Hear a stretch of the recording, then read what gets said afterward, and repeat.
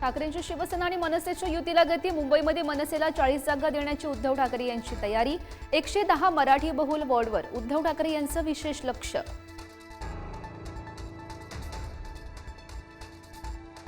शेतकरी कर्जमाफीचा निर्णय योग्य वेळी घेतला जाईल, दिलेला एकही शब्द सरकार फिरवणार नाही, मुख्यमंत्री देवेंद्र फडणवीस यांची ग्वाही।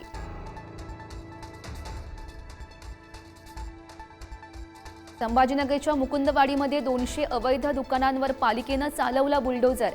कारवाईच्या निषेधार्थ दुकानदार आक्रमक, पालिका प्रशासनाविरोधात आंदोलन, कोर्टामध्ये जाण्याचाही इशारा। नाशिकच्या गंगापूर धरणातून पाण्याचा विसर्ग वाढवणार। 1160 क्युसेक्सवरून 2000 क्युसेक्सनं होणार विसर्ग। बोदा घाटावरील दुतोंड्या मारुतीच्या पायापाशी पाणी, नागरिकांना सतर्क राहण्याचा इशारा।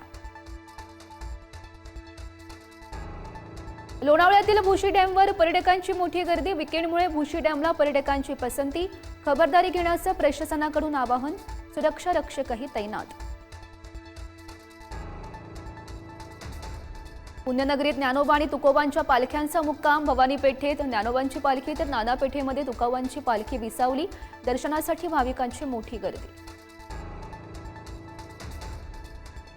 पंतप्रधान नरेंद्र मोदी यांच्या उपस्थितीमध्ये आंतरराष्ट्रीय योग दिनाचं विशाखापट्टणममध्ये आयोजन।